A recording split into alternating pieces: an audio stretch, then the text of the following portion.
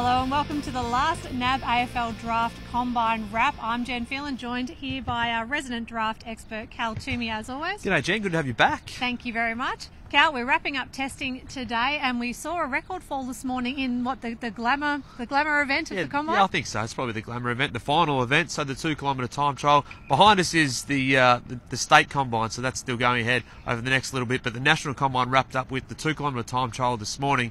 And the winner was a bit of a surprise, Jacob Kennelly from South Australia, who had a pretty good championships, but was put up into the final groups, so they thought he could run. I don't think they thought he could run this well. He ran a 6.04.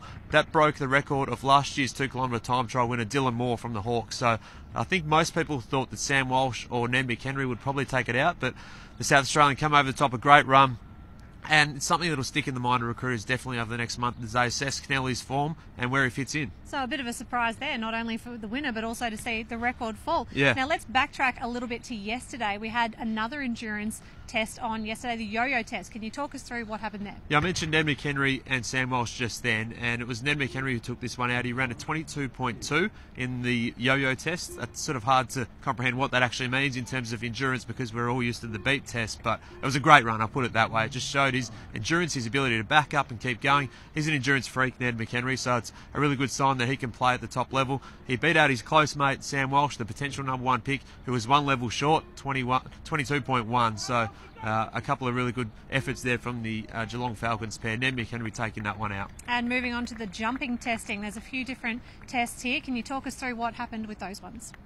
Eli Smith won the standing vertical jump test with a jump of 77 centimetres, so a pretty good effort from the powerful midfielder. He's somewhere in the top 40, I think, on draft night, a really stocky player, but someone who can run and use that explosiveness, as we've seen. And the running vertical jump was won by a ruckman/forward from Dandenong Stingrays, Bailey Williams, who jumped 94 centimetres, so pretty high, Jen. That is pretty high. But a couple of good efforts there from the guys, and certainly guys who will have impressed with their athletic potential this week. And we understand that South Australian Connor Rozee also tested quite well in the jumping test. Now, we know that he's great mates with Jack Lukosius, and there's a bit of speculation that he might be off to Gold Coast with his great mate. Yeah, obviously, it's a bit of a compliment to go that early in the draft, and to go up there with Jack would just be awesome to play with my best mate. But we're both going to have our own careers, so if we don't end up together, that's not going to be a big loss. Cal's brought you into his Elite 8. How do you feel about that? Yeah, a bit of a compliment. I don't think anyone's been able to break into that all year, so yeah, I'll take that as a compliment from Gear. Now, Cal, you've added Rozee to your Elite 8. Yes, deservedly. He's pretty excited about that too, so sorry it took so long, Connor. Well, he got there in the end. What are the chances do you think of him making it to the Suns with his great friend? Well, it's a good chance. I mean, they have to think about retention and what the best strategy for that is. So he's certainly in that sort of 6 to 7 picks on the top of the draft, and the Suns have to look at him. I think he starts probably across half back or half forward and eventually becomes a midfielder. So he offers a lot of versatility, and again, if he goes with Lukosius, it's a pretty nice package deal. Talking about South Australians, Isaac Rankine, he tested quite well this week. Cal, what did you think of how he went? Yeah, he won the agility. He was top 3 in the sprint as well. Let's hear from the man himself on how he thought he went. I think my combat testing was pretty good. I think my performance throughout the year helped a little bit too, but come out here and I just gave my best, and yeah. What's the plan ahead of the draft now? I think just have a week off and get back to training again, and I don't want to go into it a little bit fat, so I think I'll just continue training and prepare myself. Now, Cal, with all these South Australians in the mix and highly rated South Australians as well, there's no surprise the Crows are pretty keen to move up the draft order. You've had a chat today to their recruiting manager, Hamish Ogilvie. Let's hear what he had to say. About Isaac Rankine's combine and season on the whole, how do you view that one? His best footy's been really high quality, probably been a little bit inconsistent at times, and the fact that I guess he's had a bit more time to get ready than some of the other players because Westie's finished a bit earlier, so some of the other boys have finished in the last couple of weeks. So pretty solid. I probably could have expected a little bit more from Isaac. We've seen him do some really good endurance. When he trained with us, his endurance was really good. He did a running session with the AFL mids on a really, really hot day and performed really well. So today was probably a bit below his best as far as the 2K goes.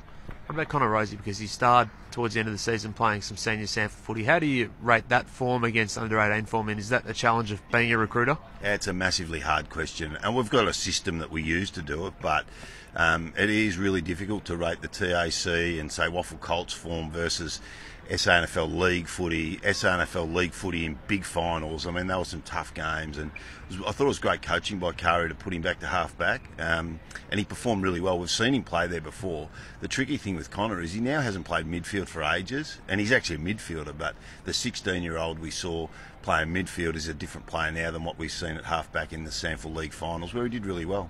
Just the final one, you've got 2 first-round picks. Do you look to package them up and move up the draft board? Yeah, it's a question that we've asked ourselves. It's something we've debated a lot. So we're open to look at both. The full hand is really interesting. I mean, history says clubs don't often trade 1, 2, 3 or 4, so that might be difficult. I mean, we'll be open to it going up if we can, but we've covered off both scenarios, really. The full hand is appealing, though.